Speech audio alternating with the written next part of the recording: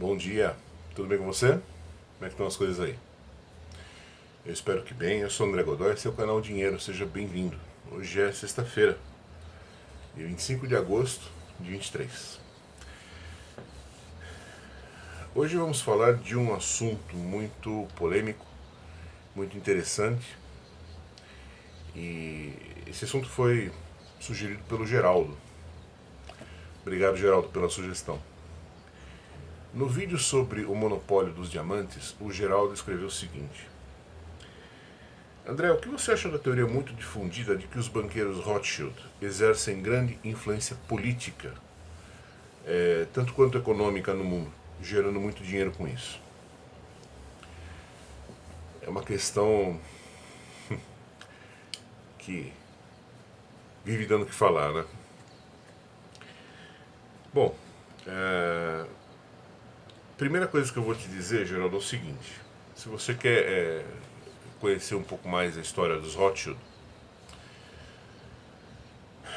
existe um livro muito famoso. Ele tem 2 volumes e foi publicado, se não me engano, pela Penguin Books. Chama-se House of Rothschild. Tem 2 volumes, assim. O autor, se não me engano, acho que é o Ferguson. Eu vou a confirmar, mas eu acho que é o Ferguson. É um clássico, tá? Então você vai ter uma história muito bem contada, desde os primórdios até hoje em dia. Agora, claro, isso é história, né? O Ferguson é um historiador, é um pesquisador, então evidentemente que o que você vai ler nos livros, em grande parte, bate com a realidade. Agora, o mundo real é sempre diferente, né? Então, assim, o que eu vou falar aqui, parte é o que está no livro, nos 2 volumes, e parte é o que eu sei de primeira mão deles, né? Ninguém me contou nada, eu vi. Primeira coisa que eu diria, Geraldo, falando sobre... Bom, todo mundo sabe quem são os Rothschild, não precisa ficar perdendo tempo com isso, né? A primeira coisa que eu diria a respeito deles, e que é a chave para você começar a entender a mítica em torno deles, a primeira coisa que eu diria é o seguinte: há muito tempo, mas há muito tempo mesmo, muito tempo, os Rothschild não são judeus. Não são mais judeus. Eles eram judeus no início, né, o fundador, o velho, lá em 1700 e pouco, os filhos e tal. Só que o que acontece? Para subir na vida, eles tiveram que se misturar com a nobreza europeia. Senão eles não teriam acesso aos bons negócios que eles tiveram. Os Rothschild sempre foram muito fortes no setor de títulos públicos, títulos soberanos. Sempre foi a praia de investimento deles. E os títulos soberanos, imagine o mercado financeiro como uma pirâmide. O título soberano, ele é a pontinha da pirâmide. É o tipo de negócio que muito pouca gente faz, porque não existe análise gráfica, não existe análise técnica, não existe nada que você possa fazer para trabalhar direito com títulos soberanos. Títulos soberanos, para você não perder dinheiro com aquilo, você tem que saber muito de política. E de preferência você tem que saber de política antes que a política aconteça. Você tem que saber do que vai ser feito amanhã. Ou seja, você precisa ter grandes contatos políticos. E esse foi o segredo dos Rothschild a vida inteira. Eu diria a você, Geraldo, que a primeira coisa então que é importante lembrar é que eles não são mais judeus há muito tempo. Aí você fala assim, nossa André, mas existem documentos deles, existem notícias na internet que eles mandaram dinheiro para Israel. Em Israel você vai lá, tem certos lugares que tem o nome deles como homenagem e tal. Então, acho que tem dois bons motivos para isso, Geraldo. O primeiro bom motivo é que os Rothschild ganham com a mítica do judeu. Né? Por quê? Porque existe uma comunidade judaica no mundo. Tem, sei lá, 20 milhões de judeus no mundo. Então, para os Rothschild, é muito interessante que esses 20 milhões de judeus continuem achando que os Rothschild ainda são judeus. Grana. Né? Negócios, banco. Se você tem um banco, evidentemente que você vai querer ter um público, uma clientela como os 20 milhões de judeus que existem no mundo. Óbvio. Por mais que você não seja mais judeu. Ou que os seus antepassados foram judeus. Mas você vai ter o interesse de manter essa mítica. É uma questão de negócios. E por outro lado, muitos judeus, muitos não, mas eu acho que assim, os judeus que sabem que os Rothschild não são mais judeus, estou falando, por exemplo, muitos rabinos, muitos caras importantes dentro da comunidade judaica, eles meio que fecham os olhos para o fato de que os Rothschild não são mais judeus. Por quê? Porque é interessante você ter a mítica dos Rothschild ao seu lado, se você é um rabino, por exemplo. Né? Para o povo judeu é muito interessante que todo mundo continue acreditando que os Rothschild são judeus, que os Rothschild vão em sinagoga e tal. Né? Ambos os lados ganham. Os Rothschild ganham e a comunidade judaica também ganha. Né? Repare que eu não estou falando da comunidade, não estou dizendo que a comunidade judaica saiba disso que eu estou dizendo. Eu acho que 99% dos judeus não sabem do que eu estou falando agora. Mas tem aquele 1% que são os líderes da comunidade judaica, eles sabem. Tecnicamente, se você pegar qualquer um dos Rothschild de hoje, quem é judeu? Judeu é quem nasce filho de mãe judia. Ponto. Qual Rothschild hoje nasceu filho de mãe judia? Nenhum. Há muito tempo. Veja, o velho lá atrás, 1700 e pouco, teve 5 filhos. Né? Eu acho que ele teve mulheres também, mas quem foi para os negócios foram os 5 filhos dele. Esses 5 filhos, de cara, Geraldo, tiveram que se casar com mulheres que eram da nobreza europeia. Veja, para eles estarem por dentro do que ia se passar na vida política dos países, do continente, eles tiveram que se casar com mulheres da nobreza europeia. Com todo respeito, desculpe, as mulheres judias não tinham famílias com acesso à informação, com acesso ao Napoleão, ao Robespierre, não tinha. Certo? Nós estamos falando aqui de política. E política na Europa é uma coisa destinada principalmente à aristocracia. Mesmo que muitos países não sejam mais monarquias, mas você tem os descendentes, né, daquelas casas monárquicas, tal, e esses caras são metidos em políticas e eles é que fazem a vida política da Europa. Então, os Rothschild há muito tempo tiveram que se misturar, digamos assim, com os cristãos europeus, que é a aristocracia, em ordem de conseguir entrar nesse mundo tão fechado da nobreza europeia. De novo, os Rothschild, eles não são banqueiros no sentido clássico do termo, Geraldo. Eles não são, por exemplo, eles não são o Amador Aguiar. Por que o Amador Aguiar era um banqueiro clássico? Porque o Amador Aguiar, ele pegava dinheiro do Joãozinho para emprestar para Maria. Isso é um banqueiro, é um intermediador, é um facilitador, mas em geral nós estamos pensando em termos econômicos, né?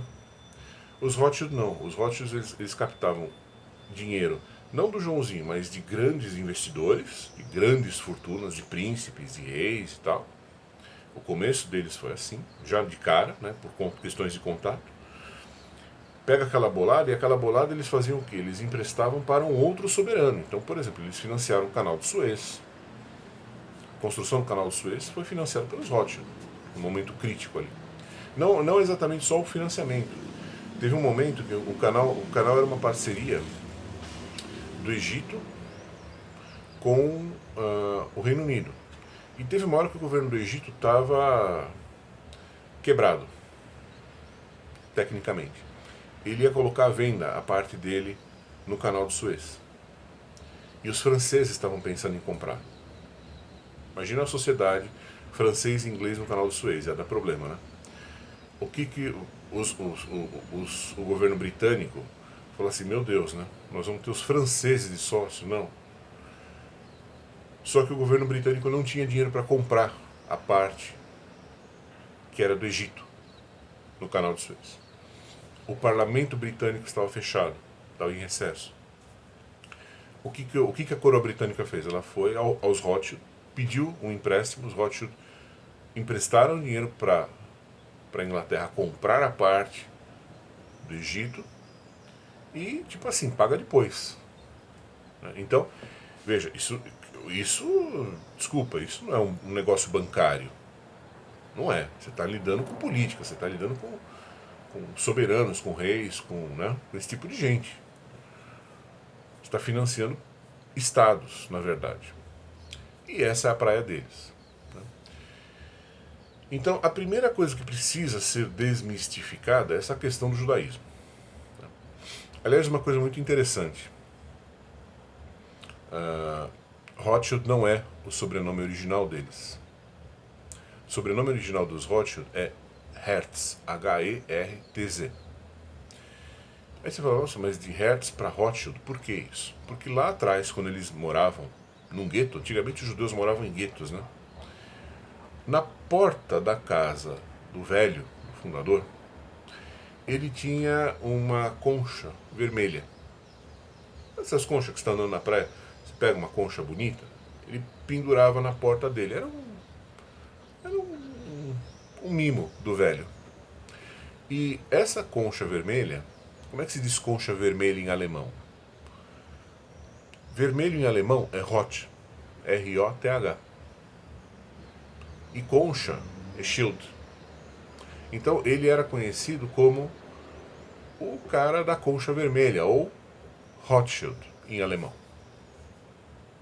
É um nome que vem de uma outra circunstância, não é o sobrenome real deles. Mas enfim, isso é uma curiosidade só.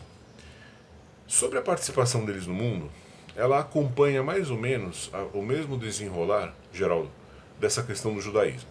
Por que eu falei do judaísmo primeiro? Porque ele dá uma ideia do quão mítico é de quão mítica é a situação dos Rothschild. Veja, eu não estou dizendo que eles são pobres coitados, não estou dizendo que eles não têm onde cair morto, nada disso.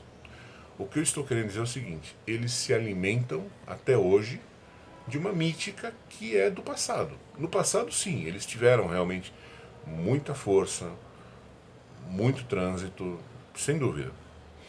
Hoje, não mais. Claro, ainda são bilionários, são donos de coisas importantes até hoje, né?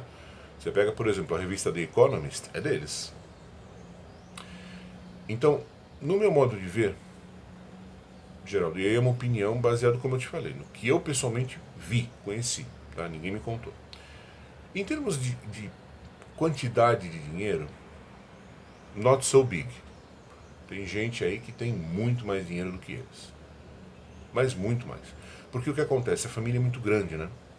Então, sim, eles têm bancos, eles têm empresas, tal, não sei o quê, só que assim, eles têm 550 mil descendentes. É uma família gigante, muito grande. Então só isso já meio que enfraquece um pouco o negócio. Nessa família grande, por que enfraquece? Porque nessa família muito grande, cada um tem uma cabeça. Cada um pensa de um jeito. Então assim, é uma grana, mas aquelas histórias que você lê por aí na internet, que os Rothschild têm uma fortuna de $1 trilhão, esquece, isso daí é loucura. Eles não têm essa grana toda. O que eles têm até hoje? A mítica do passado. A mítica ligada a ser uma força das sombras do mercado financeiro, coisa que eles não são mais. Muita gente hoje nem sabe que esses caras foram importantes no passado e não dá a mínima bola para o fato deles ainda estarem aí.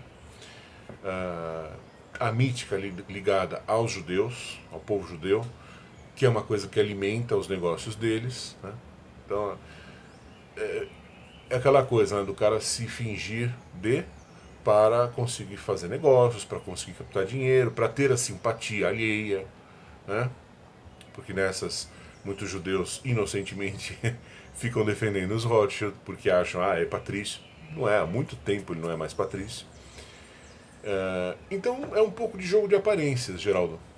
Repito, é uma família muito rica ainda? É evidente que é. Quão rica? Eu não sei. Não tenho a menor ideia. Mas se eu tivesse que chutar, sei lá, eu diria que nós estamos falando de, vamos dizer, 50 bilhões de dólares, vai. Todo mundo junto, toda a família junto. Eu acho que é por aí. É um chute, tá? Eu não sou do imposto de renda, eu não sei quanto que é o patrimônio dele, não sei. Baseado no que eu vi. Tá? Acho que a principal força deles, justamente, é a mítica. É o mito do passado. Já foram poderosíssimos, sem sombra de dúvida. Tudo que você ouve falar a respeito deles hoje é verdade se você aplicar a história deles de 100 anos atrás, 200 anos atrás. As duas guerras quebraram eles, né? A Primeira Guerra e a Segunda Guerra Mundial meio que liquidaram os Rothschild.